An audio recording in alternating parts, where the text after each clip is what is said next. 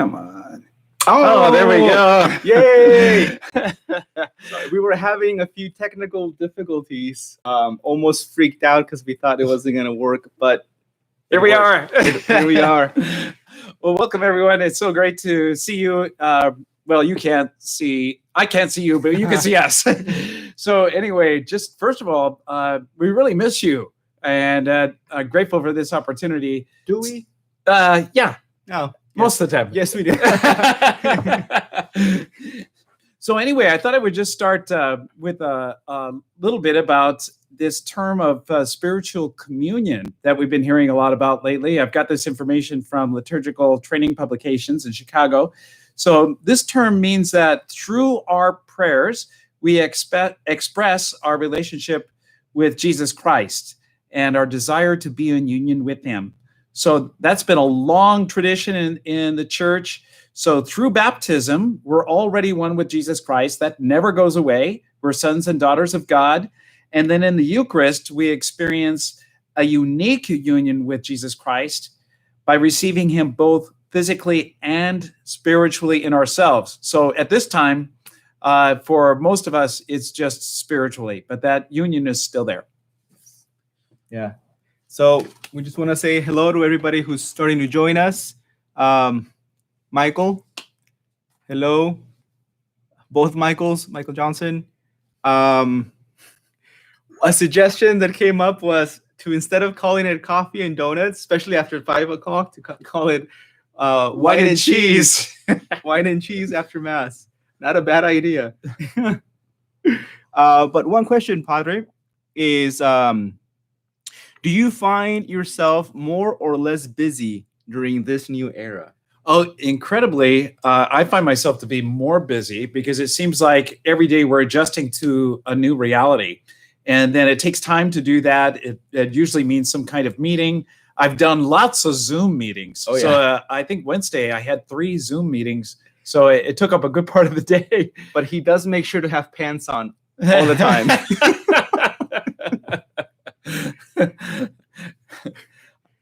Let's see. Yeah, likewise for me. The first 2 weeks was incredibly busy.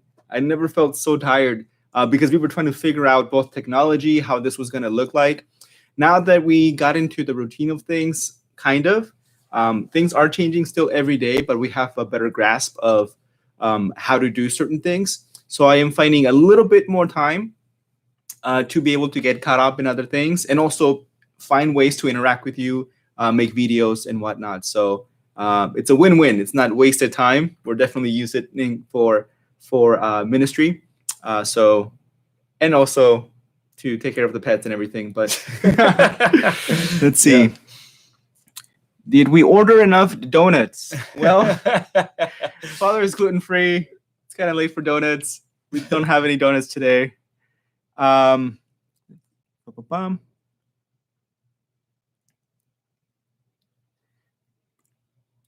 can we help St. Vincent de Paul besides prayer? How can we help you and the parish? Really good question. So at least for now, St. Vincent de Paul is still operating well with the donations that have come in from the past. So, you can just, if you're donating to St. Vincent de Paul, either bring in the food. A day earlier this week, I came to the church and there were 2 boxes of donated items, canned items of food. So that's always welcome. So thank you for that. But you'll be getting a letter soon about donations to the parish, because that is what is really dropped. So usually we get somewhere between $25,000 and $45,000 a week in our parish contributions. And this past week it was $11,000. So that gives you a sense of how much we're feeling that on the parish level. So thank you. That good question. Before Mass, Father Gary asked if I could, at the end of Mass for the announcements, announce our session here. And he said, I'll announce about the money. You get the fun stuff. So I said, yes. So now it's on the record. Yeah. Somebody likes our banner. Thank you. Brought to you by Publisher. One question that we thought we might throw out there is, for those of you who had a chance to watch the Pope's or participate in the Pope's Urbi et Orbi blessing yesterday, what that experience might have been for you. And for me, I found it very moving. I had never spent that much time, especially online, to pray with the Pope. And just to think that we're doing that as Catholics throughout the world, I found it to be very moving. Yeah, those images, and then seeing the Pope in an empty St. Peter's Square. Yeah, it was beautiful. It was sad at the same time, but it really spoke about the mercy of God being present even when everything else was desolate. Powerful experience. I'm sure a lot of you have seen by now a lot of images on that on social media, but a wonderful blessing that the world received yesterday. I love the image that he said that we're all in the boat and being in the storm together with Jesus. It was very powerful. So Brooklyn from grade 1B would like to ask me how the pets are doing with everything going on. Well, luckily the pets have no idea what's happening.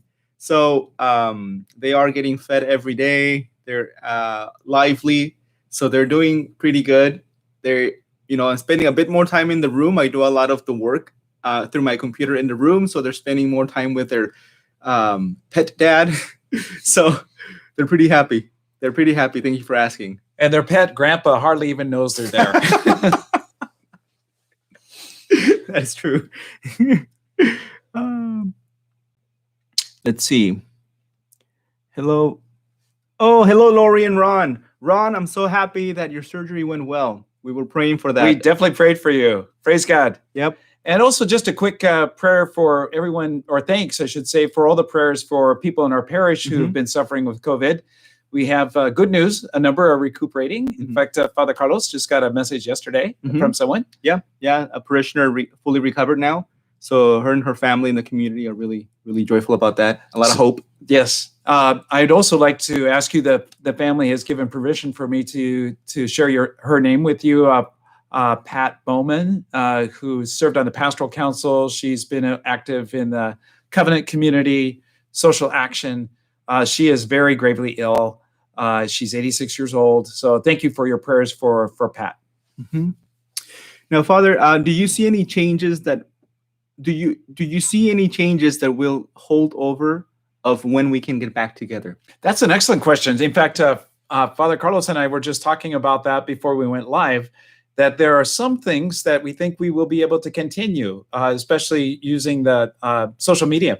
So, Father Carlos, you had an idea that I thought was interesting. So one of the ideas is having something similar, obviously not after Mass, because we'll be actually interacting with you after Mass, but being able to have videos where we get to do faith interviews with not only staff members, but also parishioners, about faith, about life, how we as St. Louis experience that, how we experience God's presence in the world, and also different programs that we have here, and being able to offer that for the greater community. That, and of course, being able to use social media in a more impactful way. I think this situation has really pushed us to do that in a very quick manner. So we're learning as we go, but I think there's a lot of good that will come out of this. That's one thing too that we found, that it takes time to get this all going. Oh yeah. I forget. I think it was when we were doing the Stations of the Cross on Wednesday, and on the way over, you were saying, "Oh my gosh, this takes so much time to pull this together." Yeah. But we're really happy to do it. Yeah. Grateful for that connection. I was listening to NPR this morning, and they were comparing our time to 100 years ago with the Spanish flu. Oh, yeah. And they had the same thing of churches being closed, all schools being closed, all that sort of thing. And you think when they were in quarantine, they had no way to communicate. A lot of people didn't even have a telephone then. Yeah. So we're so blessed in our age. I think we're going to have to hire a full-time, what do you call them, that work in backstage with powder? Oh yeah, makeup. Yes, makeup artist is going to be doing this quite often. Powder, please. Zandra, good night. We'll make sure that the Bastas hear your praise for their music. Thank you very much. Sandy is asking, do we just leave the food donations outside the parish office? if they want to bring food donations? They're either there or even at the church, because the bin, just like on Sunday where you normally donate, that's still there. So the other morning I found it there. I put it in the bin. It got taken care of.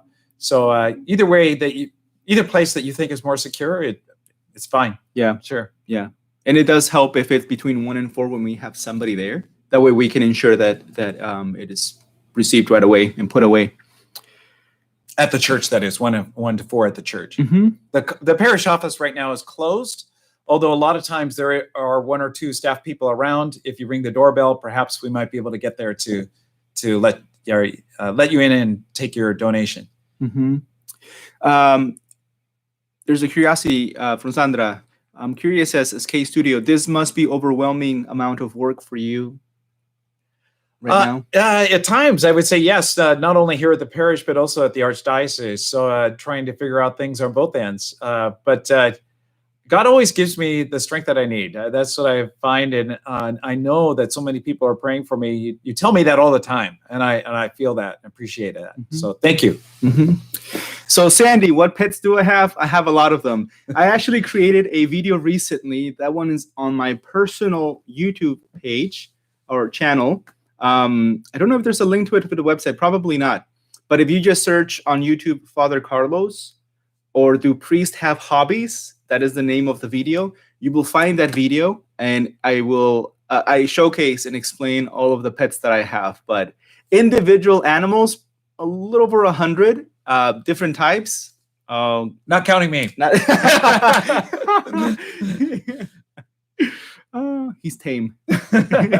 Most of the time. Most of the time. Let's see. So Brody says, I saw our gourmet rat wrapper in the garbage. So they're obviously getting fed. Yes. So yesterday was feeding day for the snakes. And the big python got a big rat, and they come in individual packages. So Brody, our seminarian who also lives with us at the rectory, saw that last night or this morning, I think. And it says gourmet rat. So even the snake gets a gourmet meal. Yes, that's right. R-A-T, rat. That's it. One day I went down to put something into the dryer, and I noticed in the sink next to the dryer was a bucket, and I looked in, and there was a rat that was defrosting or thawing out. And I jumped at first, and I thought, oh no, it's just the rat for the snake. It's no problem.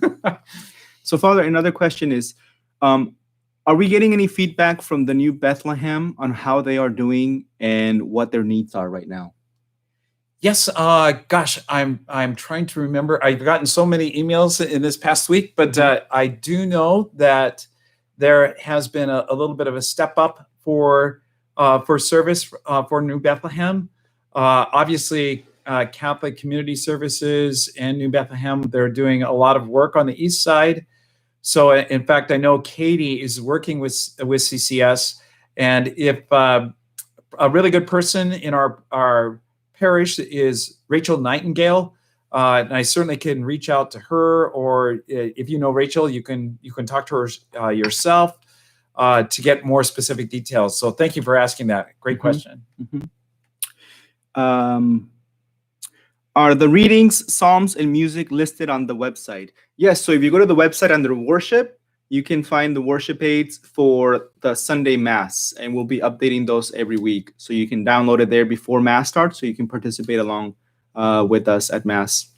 So as you're watching a Mass on the live stream, you should notice on the left-hand side of the screen, you can click on and see the worship aid. Yeah. So we're getting a little bit better as we go along. And thank you to Lynette Basta. She's done a ton of work with all that, as well as JT. The two of them are really making it work. Let's see. Sandy, we saw your spoof video. Very funny. I'm glad. My family loved it too. I think probably half of those views, like 500 of those views come from my mom, 500 come from Father Gary's mom, probably on repeat. My mother said, when are you going on the road? You could make lots of money. Yeah. I gotta say, we had a lot of fun making that video, and the motivation behind it really got inspired by Father Gary, just realizing, this there was a point where everything that was coming out from the news, even from our parish, is what's happening with the coronavirus and the things you cannot do now and not do, and it just seemed like a very restrictive, very negative time. So we can't forget about the gospel. The gospel is hope. The gospel is joy. Pope Francis, the joy of the gospel. So the conversation came up of, why don't we do something different, something where we can, reflect that joyfulness of the gospel, at least have people have a moment of laughter. And also just see a little bit a different side of ourselves. For a lot of people, the only time that you see us is with our vestments on at church. And in fact, my first year of ordination, I was shopping at Safeway, and a woman saw me just in my t-shirt and shorts, and she said, "Oh, Father, I didn't recognize you with your clothes on." And I said, maybe you want to rephrase that. So it's just, to have fun. Yeah. But I'm glad all of you enjoyed it. We got a lot of really positive feedback on it. And part 2, who knows? We'll see. We'll see. Let's see. Father Carlos and Father Gary, how can the nights be of assistance during this time? Oh, that's a great question. Well, first of all, your prayers, you're among the prayer warriors in the parish, doing what you already do. That's a good question. Let me think a little bit more about that. And I can get back to you. I'm sure was that Ron that asked that? Yeah, okay. Lori and Ron together. Okay. Thank you, Ron and Lori. Yeah. So Mary asks, do we want to think about live streaming to the homebound once we can meet in person again, at least on Sundays? Oh, I very much think so. I think now that we got this going, it's something that was in the back of our minds, that we could maybe do something along this lines in the future. And of course, like everybody, it's we're dealing with everything that's on our plate, and we think, oh, we'll get to that. But this has forced us to move forward. I hear that from a lot of priests and parishes, that in that sense, this is a gift. This time is a gift to make us to be able to go to a new level. Yeah. I know the Mass for Bishop Muggenberg, that by the time I got to Thursday after the Mass, 6,000 people had viewed it. Wow! So it's amazing, all over the world. Yeah, so we're working on that. I know JT is working really hard on setting that up in the church, so that is a possibility once we go back in the church to be with all of you and celebrate Mass together. Let's see.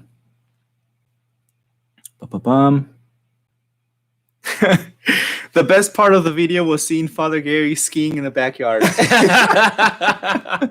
Thank you, Mom. Yeah, total spontaneous. That was great. It was hard for me not to laugh, but it was pretty great. Yeah, pretty great. It's good to be in the world every other day during this time, for sure. Yeah. No, that's definitely true. Father Gary and Father Carlos, do you have any suggestions for vocation discernment during this difficult time for young people? Oh gosh, that is a great question. Reading various kinds of stories of people, or hearing even from people I went to the seminary with, sometimes it was some kind of crisis that led to a vocation becoming alive for them. So I would say that I've shared it many times. For me personally, the deaths of my Aunt Rose and my 4 cousins on the Feast of Our Lady of Guadalupe, that was very significant in helping me to realize that the church and what priests do is really indispensable. And I decided, I want to give my life to something that makes that kind of difference. Yeah. And that's, vocation is a call to service. And right now there's a lot of needs.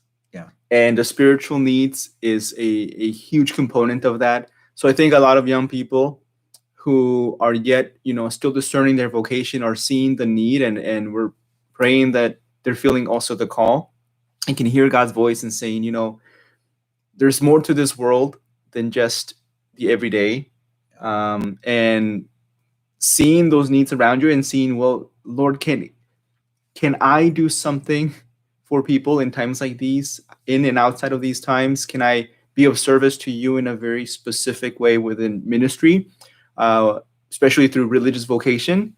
I think that's a question that hopefully a lot of young people will be entertaining now.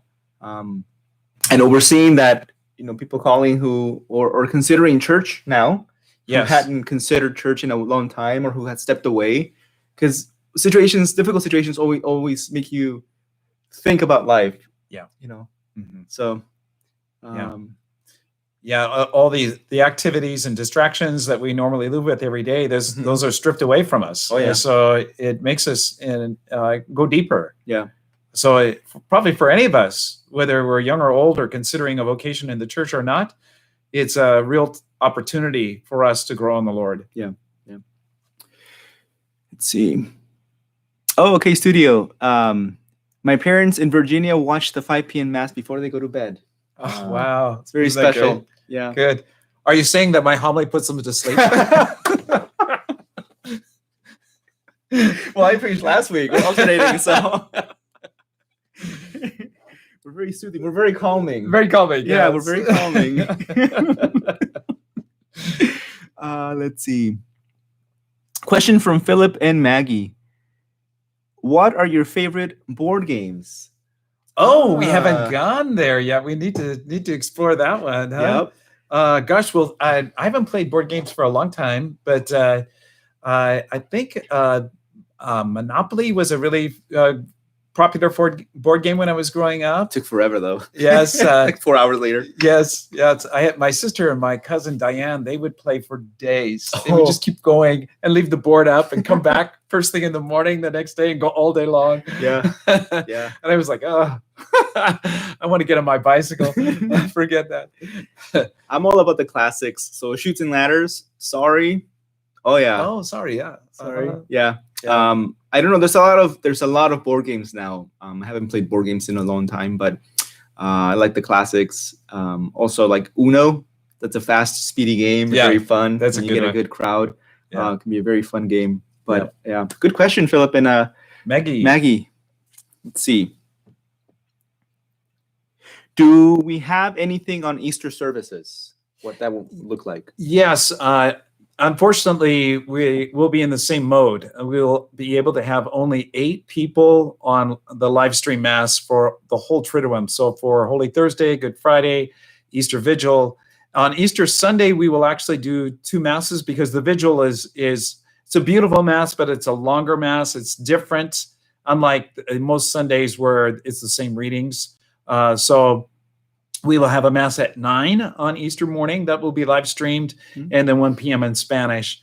The Easter Vigil, as well as Good Friday and Holy Thursday, they will be streamlined. They'll be simpler than what we normally celebrate, but they still will be meaningful. We just got guidelines from the Archdiocese yesterday because for a short while we thought that we could only allow for 2 people at each mass, and we thought, oh my gosh, this is going to be so stripped back. So we will have the celebrations, but they'll be live streamed.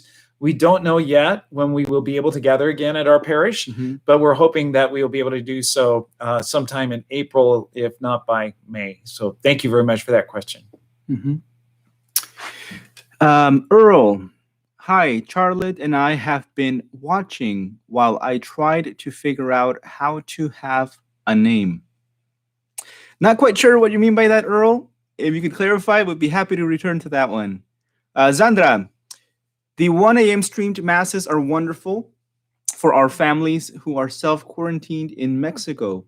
Many churches don't necessarily have the technology to be able to do that then. Oh, wow. There. Wow. So that's really good news to hear, Sandra. Thank you very much. And that's another one of the joys of being able to do this medium. Yeah. People can access anywhere in the world, even when their own parishes might not have the ability to do that.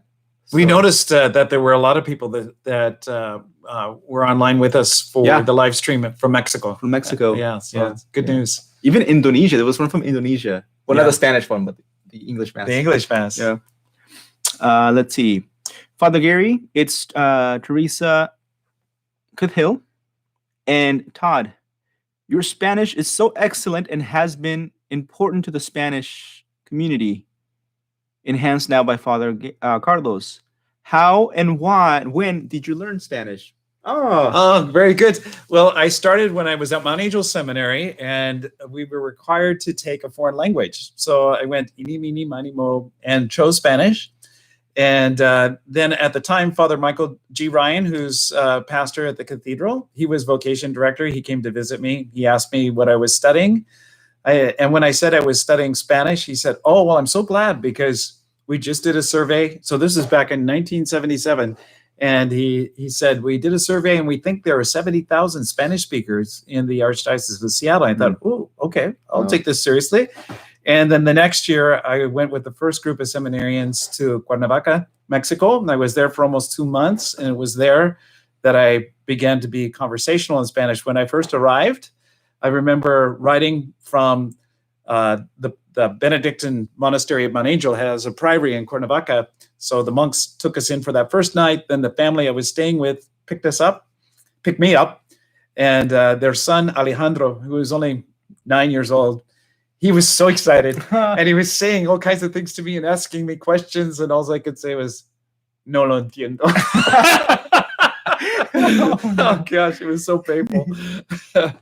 But anyway, that and the help of a lot of people and tequila, it's Tequila helps. You can speak any language after a couple shots.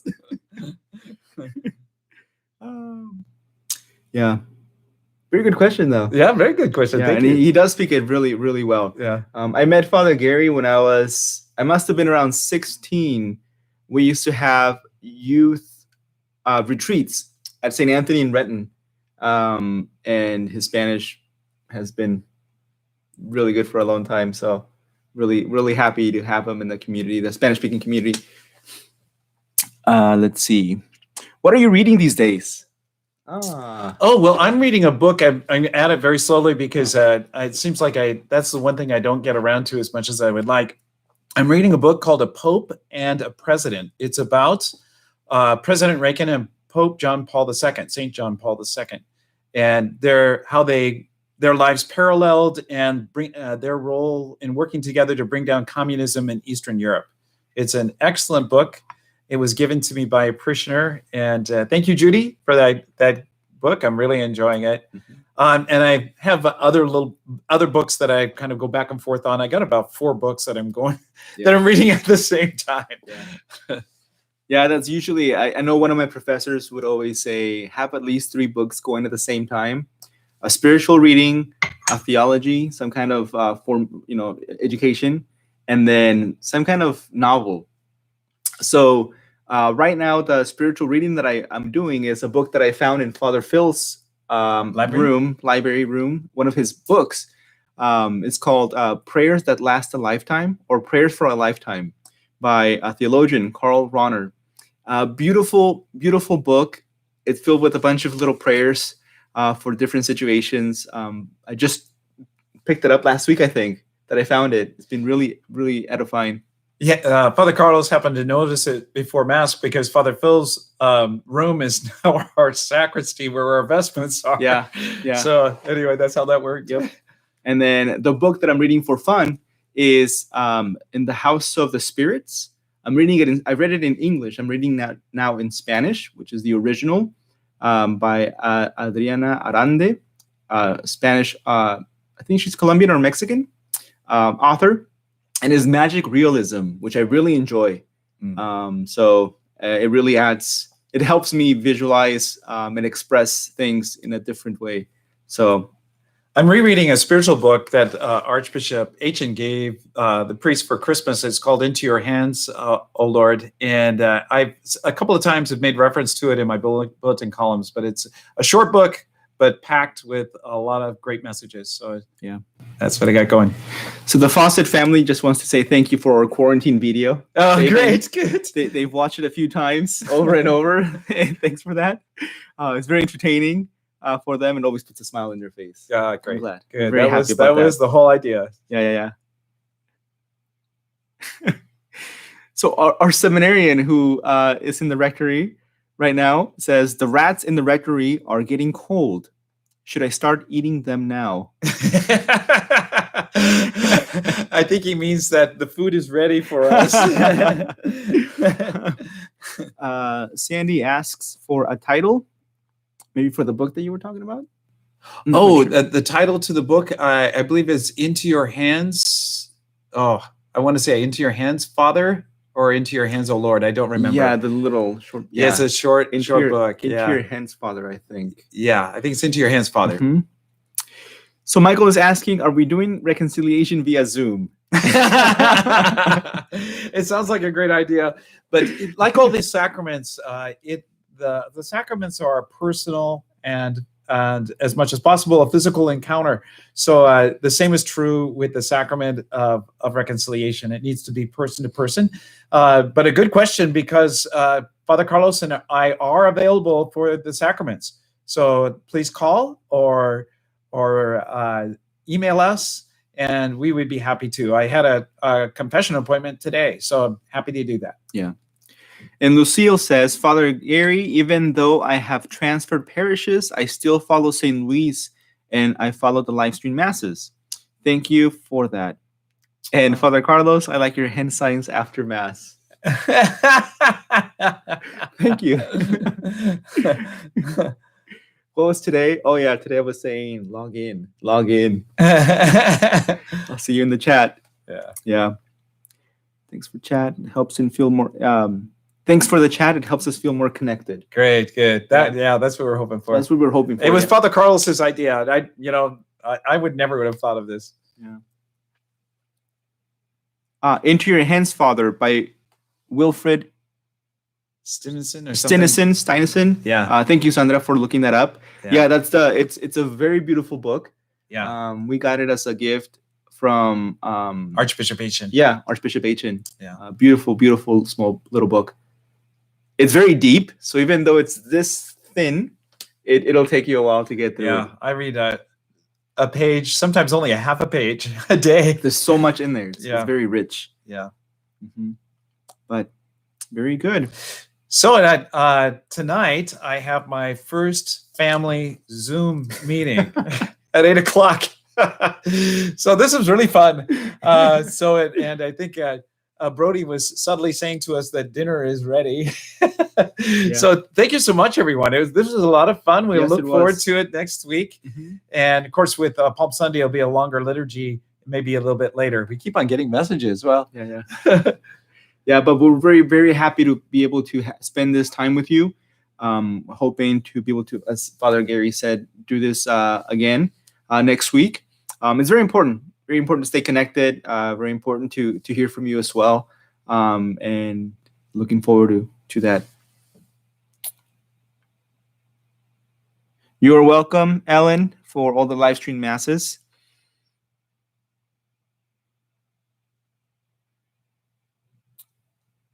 Very good. All right. Well, thank you, everybody. All right. Have a great week, everyone. We'll talk to you soon. God bless. Enjoy dinner. Bye now. Bye-bye.